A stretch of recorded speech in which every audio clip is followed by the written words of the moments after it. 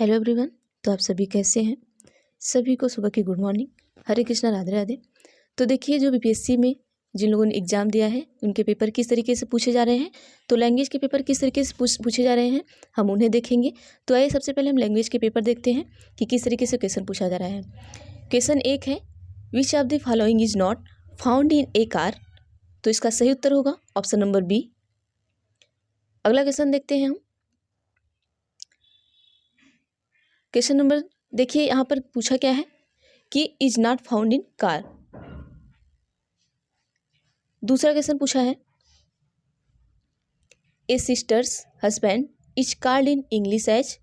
तो आपका जो सही उत्तर होगा ऑप्शन नंबर सी बिल्कुल सही होगा, ब्रदर इन लॉ। अगला है क्वेश्चन नंबर 3 है, which is the 7th planet from the sun. तो सही उत्तर होगा आपका सी, यूरेनस। अगला क्वेश्चन है question number 4, if the last day of the week is Saturday the third day will be. तो इसका सही उत्तर होगा ऑप्शन नंबर ए, ट्यूसडे। अगला है क्वेश्चन नंबर 5। क्वेश्चन नंबर 5 में पूछा है, the poems written by Dinkar are dash the most appealing quality. तो जो सही उत्तर होगा आपका वो कौन सा होगा? क्वेश्चन नंबर 5 का सही उत्तर ऑप्शन नंबर बी बिल्कुल सही होगा, ऑफ यहाँ पर लगेगा। अगला है question number 6, what is the time. फिर आपका खाली स्थान है योर वॉच। तो जो सही उत्तर होगा 6 का वो हो जाएगा ऑप्शन नंबर सी आपका, बाई। तो आप सभी अपना उत्तर मिला भी सकते हैं और जिनके एग्जाम है वो देख भी सकते हैं किस तरीके से क्वेश्चन पूछा जा रहा है। क्वेश्चन नंबर 7 में आपको आर्टिकल भरना है, ए एन और द का आर्टिकल आपको पूछा गया है। तो क्वेश्चन नंबर 7 है कि the sun rises in the east and set in dot dot west. तो यहाँ पर सही उत्तर जो होगा आपका क्वेश्चन नंबर 7 का ऑप्शन नंबर बी, द। अगला है 8, औरंगाबाद इज। फिर उसके बाद क्या है, फिल इन द ब्लैंक्स है। फिर less no city in Bihar. तो क्वेश्चन नंबर 8 का सही उत्तर होगा option number C, a less no city in Bihar. अगला है क्वेश्चन नंबर 9, ये हिंदी सबका आ गया। 8 क्वेश्चन आपका इंग्लिश से था, बाकी आपका हिंदी से है। तो देखिए क्वेश्चन नंबर 9 में क्या पूछा है कि किस वाक्य में निश्चयवाचक सर्वनाम का प्रयोग हुआ है। तो यहाँ पर सही उत्तर हो जाएगा आपका ऑप्शन नंबर सी, रोटी मत खाओ क्योंकि वह जली है। क्योंकि यहाँ पर यह निश्चित बता रहा है कि रोटी जल चुकी है, जली है। ठीक, अब अगला क्वेश्चन देखते हैं। क्वेश्चन नंबर 10, कौन सा शब्द नि उपसर्ग से बना है। तो इसमें जो सही उत्तर आपका हो जाएगा 10 में ऑप्शन नंबर ई, क्योंकि यहाँ पर उपयुक्त में से क्यों कोई नहीं होगा। यहाँ पर सारे नी नहीं, यहाँ पर नी नहीं निह से बने हैं। ठीक है, विसर्ग से बने हुए हैं सारे। अगला हम देखते हैं क्वेश्चन नंबर 11। क्वेश्चन नंबर 11 है कि वाक्यांश के लिए एक शब्द का कौन सा युग्म सुमेलित नहीं है। तो 11 का आंसर जो होगा आपका ऑप्शन नंबर ई बिल्कुल सही होगा, उपयुक्त में से कोई नहीं, क्योंकि यहाँ पर कोई भी युग्म आपका सुमेलित नहीं है। चलिए अगला हम देखते हैं। क्वेश्चन नंबर 12 क्या पूछा है, मुहावरा और अर्थ की दृष्टि से कौन सा युग्म सही नहीं है। तो 12 का जो उत्तर होगा ऑप्शन नंबर बी बिल्कुल सही होगा, गूंगे का गुड़ होना मतलब बोल न पाना। क्वेश्चन नंबर 13 देखते हैं क्या है हमारा। क्वेश्चन नंबर 13 है कि वक्रोक्ति जीवित के रचनाकार कौन है। तो यहाँ पर जो सही उत्तर होगा आपका ऑप्शन नंबर बी, कुंतक है। अगला देखते हैं क्या है 14, बीती विभावरी जागिरी अंबर पनघट में डूबो रही तारा घट उषा नागरी। तो यहाँ पर जो उत्तर होगा आपका, यहाँ पर 14 का जो उत्तर होगा ऑप्शन नंबर ए होगा, यहाँ पर रूपक अलंकार होगा। अगला हम देखते हैं।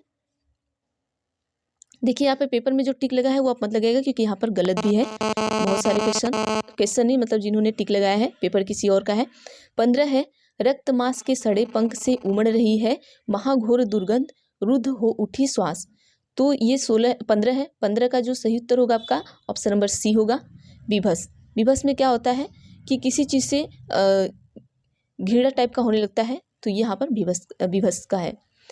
अगला है क्वेश्चन नंबर 16 कि 22 से 26 वर्डों तक के 4 चरणों वाला छंद क्या कहलाता है। तो 16 में जो है ऑप्शन नंबर बी आपका सही होगा, सेवया छंद कहलाता है। 17 हम देख लेते हैं क्या है, राजभाषा विधेयक 1963 को किसने प्रस्तुत किया था? तो 17 का ऑप्शन नंबर सी हमारा सही हो जाएगा, लाल बहादुर शास्त्री ने किया था। अब देखते हैं 18 में क्या है कि मेरी भव बाधा हरो राधा नागरी सोय, जा तन की झाई पर श्याम हरि दुति होए। तो 18 का ऑप्शन नंबर डी हमारा बिल्कुल सही होगा, उपयुक्त में से एक से अधिक होगा यहाँ पर। अब अगला हम देखते हैं क्या होगा यहाँ पर। 18 के बाद हम आते हैं 19 क्वेश्चन पर। 19 में है विकारी शब्द का अर्थ क्या होता है? तो जो विकारी शब्द का अर्थ होता है ऑप्शन नंबर ए होगा, परिवर्तन होता है। 19 का ए होगा। अगला आते हैं हम, देखिए विकारी अविकारी दो होते हैं, तो यहाँ विकारी का मतलब परिवर्तन होता है, अविकारी का मतलब कोई परिवर्तन नहीं होता है। अब क्वेश्चन नंबर 20 का आते हैं कि मध्यम पुरुष एक वचन का मूल रूप क्या है? तो ऑप्शन नंबर ए हमारा बिल्कुल सही हो जाएगा, सॉरी बी बिल्कुल सही हो गया। मध्यम पुरुष एक वचन पूछा है तो तू हो जाएगा। अब अगला हम देखते हैं क्या है हमारा, क्वेश्चन नंबर 20 का आपका हो गया बी। चलिए क्वेश्चन नंबर 21 हम देखते हैं क्या है। क्वेश्चन नंबर 21 है कि हिंदी में कौन सा अव्यय शब्द संबंध तंत्र का कार्य करता है? तो क्वेश्चन नंबर 21 का आपका हो जाएगा ऑप्शन नंबर सी, तथापि। अगला हम देखते हैं क्वेश्चन नंबर 22 क्या है। क्वेश्चन नंबर 22 में आपका पूछा है कि 3 का विकास किस संस्कृत शब्द से हुआ है? तो ये 3D से हुआ है, ऑप्शन नंबर सी बिल्कुल सही होगा आपका 22 का। अब हम देखते हैं 23 क्या है हमारा। 23 से सुहावना का कौन सा प्रत्यय है, मतलब सुहावना में कौन सा प्रत्यय है? तो ऑप्शन नंबर ई होगा, इनमें से कोई नहीं है, ठीक है। अब आते हैं हम 24 पर। 24 में पूछा है कि जब शब्दों का अर्थ सीमित एवं संकुचित क्षेत्र से निकलकर अधिक विस्तृत हो जाता है तो उसे क्या कहते हैं? तो 24 में ऑप्शन नंबर बी हमारा बिल्कुल सही हो जाएगा, अर्थापकर्ष कहते हैं उसे।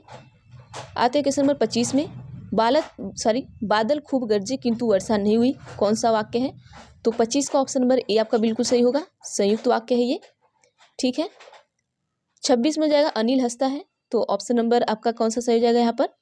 26 का ऑप्शन नंबर बी सही होगा, अकर्मक, क्योंकि हंसना आपका अकर्मक क्रिया है, आप सभी को पता है, और जिन्होंने लगाया है उन्होंने सकर्मक लगा दिया है।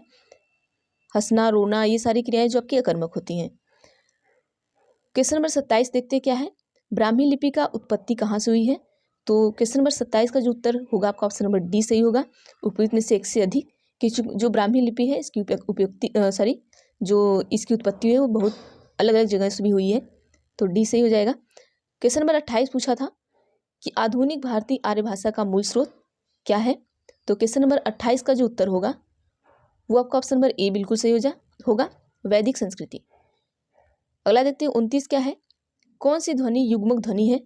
तो जो 29 का उत्तर होगा आपका ऑप्शन नंबर सी बिल्कुल सही होगा, दिक्कत।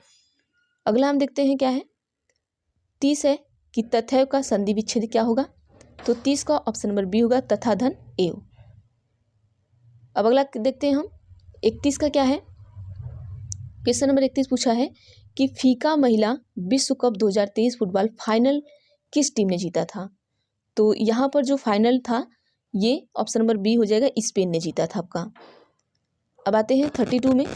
32 में पूछा है कि द एक्सॉर्सिस्ट सर्वश्रेष्ठ पिक्चर ऑस्कर के लिए नामांकित होने वाली पहली डरावनी फिल्म है जिसके निर्देशक विलियम फ्राइडकिन का हाल ही में 87 वर्ष की उम्र में क्या हो गया, निधन हो गया। यह फिल्म इसी नाम से लिखे गए किसके उपन्यास पर आधारित है? तो यहाँ पर उपन्यास टाइप का पूछ दिया है, तो 32 का जो उत्तर होगा वो आपका होगा option number C, William Peter Balti. अगला है 33 में पूछा है कि केरल के पूर्व सीएम ओमन चांडी जिनका हाल ही में निधन हो गया, लगभग 53 वर्ष तक लगातार केरल के किस निर्वाचन क्षेत्र से विधायक बने रहे? तो 33 का जो उत्तर है आपका वो हो जाएगा आपका ऑप्शन नंबर डी, उपयुक्त में से एक से अधिक। अब आइए देखते हैं 34 का। 34 है कि महिलाओं में स्थिति पर संयुक्त राष्ट्र आयोग द्वारा किस देश को निष्कासित किया गया था? तो 34 का उत्तर आपका हो जाएगा ऑप्शन नंबर सी, ईरान को निष्कासित किया गया है। अब हम अगला देखते हैं क्या है हमारा 35, ईरान में हिजाब पुलिस हिरासत के दौरान किस महिला की मौत हो गई थी? तो 35 का ऑप्शन नंबर ए होगा, महसा अमीनी की मौत हुई थी। आते हैं हम क्वेश्चन नंबर 36 पर। 36 में पूछा है कि क्षय रोग मुक्त भारत अभियान के राष्ट्रीय राजदूत और निक्षय मित्र का नाम क्या है? तो 36 का सही उत्तर हो जाएगा आपका option number C, Deepa Malik है इनका नाम। अगला है 37 कि यशवन गगनयान के मानव मिशन में कितने दिनों के लिए कितने अंतरिक्ष यात्रियों को भेजा गया, मतलब भेजा जाना है अभी। तो यहाँ 37 का जो उत्तर आपका होगा वो हो जाएगा आपका ऑप्शन नंबर ई, उपयुक्त में से कोई नहीं। अब आइए देखते हैं 38 क्या है। 38 में कि मुख्यमंत्री M.K. स्टालिन ने कहाँ महाकवि सुब्रमण्यम भरतियार की प्रतिमा का अनावरण किया?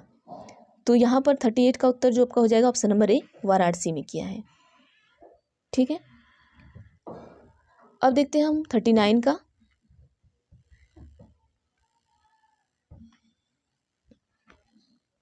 चलिए 39 देख लेते हैं।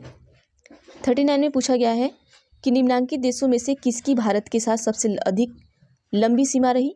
तो 39 का आपका हो जाएगा ऑप्शन नंबर बी, बांग्लादेश के साथ सबसे ज़्यादा अधिक सीमा रही। अगला हम देखते हैं 40 का कि निम्नलिखित नगरों में से कौन सा नगर कर्क रेखा के उत्तर में अवस्थित है? तो ऑप्शन नंबर सी हो जाएगा आइजोल, जो आपका कर्क रेखा के उत्तर में अवस्थित है। अब देखते हैं 41 का क्या है कि निम्नलिखित नदियों में से सबसे बड़ा जलग्रह क्षेत्र किसका है? तो 41 का ऑप्शन नंबर बी हो जाएगा पेरियार का आपका है। अब अगला हम देखते हैं 42 क्या है। 42 में है कि थार्नवेट की योजना के अनुसार पूर्वी बिहार की जलवायु किस प्रकार की है? तो 41 का ऑप्शन नंबर बी हो जाएगा ए प्रकार की है। यहाँ पर आप सभी उत्तर लगा लीजिएगा, ए प्रकार की है। अब आइए अगला देखते हैं 41 के बाद 42 हमारा क्या है। 42 में है कि मोटा अनाज को चमत्कारी अनाज और भविष्य की फसल कहा जाता है, क्यों? तो 43 का जो सही उत्तर है आपका वो ऑप्शन नंबर ई हो जाएगा, उपयुक्त में से कोई नहीं। अब अगला देखते हैं 44। 44 में भारत के कुल भूमि क्षेत्र में पर्वतों का हिस्सा है। तो 44 में ऑप्शन नंबर सी बिल्कुल सही होगा, 27% है।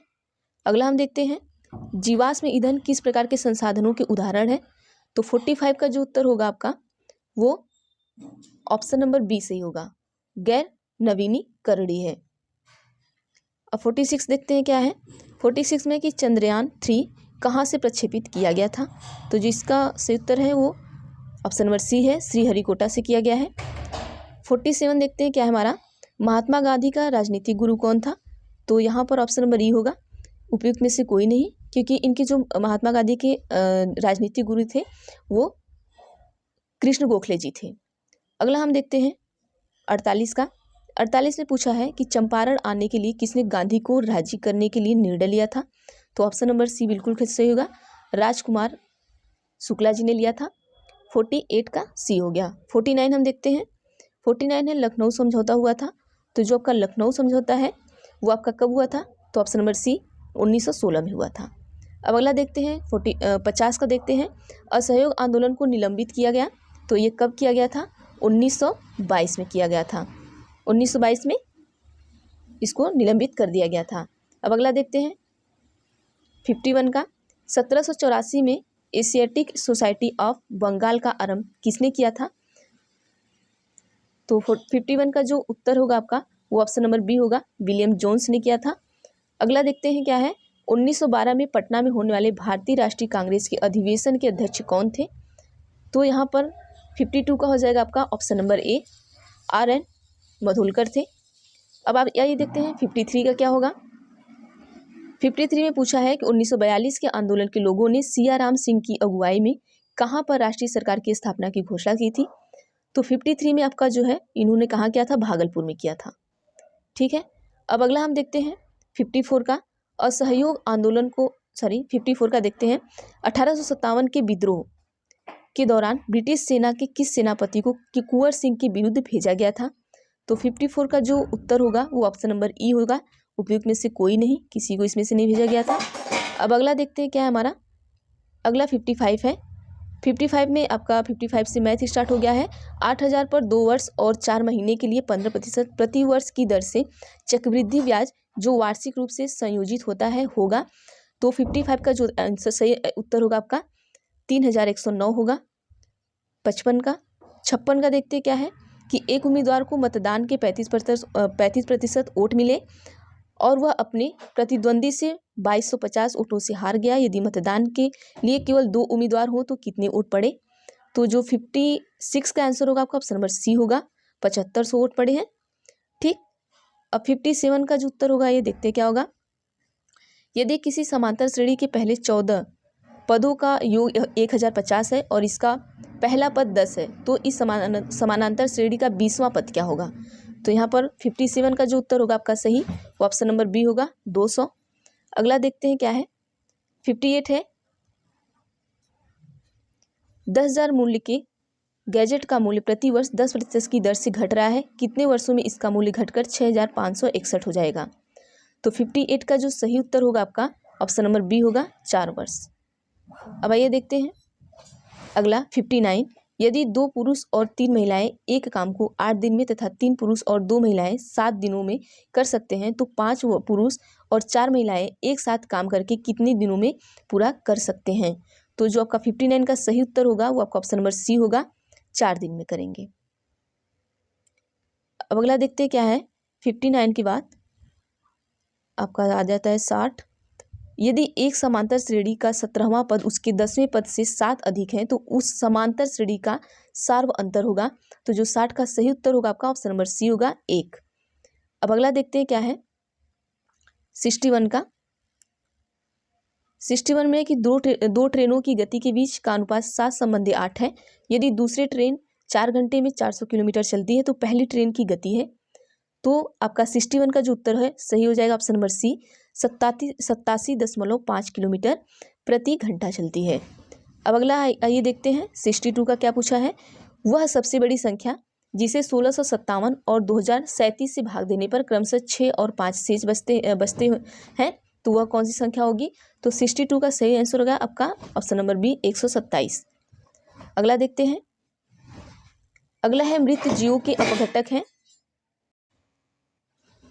63 का जो सही उत्तर होगा वो आपका हो जाएगा ऑप्शन नंबर डी, उपयुक्त में से एक से अधिक। ये हो जाएगा ऑप्शन नंबर डी। अब अगला हम देखते हैं 64 का। 64 में है आपका कि विद्युत चुंबक का कोर बनाने के लिए सामान्यतः उपयोग की जाने वाली सामग्री है। तो ऑप्शन नंबर ए होगा, नरम लोहा। सही लगा लीजिएगा। 65 देखते हैं क्या है। ऑर्निथोलॉजी अध्ययन है। तो ऑर्निथोलॉजी का जो अध्ययन है वो किस में किया जाता है? तो ऑप्शन नंबर बी होगा, पक्षियों का। ठीक है। अगला है 66। इसरो द्वारा चंद्रयान 3 को प्रेक्षित किए जाने का दिनांक क्या था? तो 66 का ऑप्शन नंबर सी बिल्कुल सही होगा, 14 जुलाई 2023 था। अब अगला देखते हैं 67। 67 है कि पौधे की जड़ों में मृदा से जल प्रवेश का कारक है। 67 का जो उत्तर होगा ऑप्शन नंबर सी होगा, केशिकात्व। 68 है कि पानी में घुलने पर उसे कठोर बनाने वाला यौगिक कौन सा है? तो आपका चूना होगा। ऑप्शन नंबर ए बिल्कुल सही होगा, CaCO3। अगला है 69 है कि जल परागित पुष्पों में परागकण होते हैं। ऑप्शन नंबर डी बिल्कुल सही होगा, उपयुक्त में से एक से अधिक परागण होते हैं, परागकण होते हैं। अब लास्ट क्वेश्चन हमारा है 70। इसमें पूछा है कि कौन सी ग्रंथि दोनों अंतःस्रावी एवं बाह्यस्रावी के रूप में कार्य करती है? तो ऑप्शन नंबर बी होगा, अग्नाशय। तो ये आपका क्वेश्चन रहा, आप सभी देख सकते हैं। आने वाले पेपर में भी इसी तरीके से क्वेश्चन पूछे जाएंगे।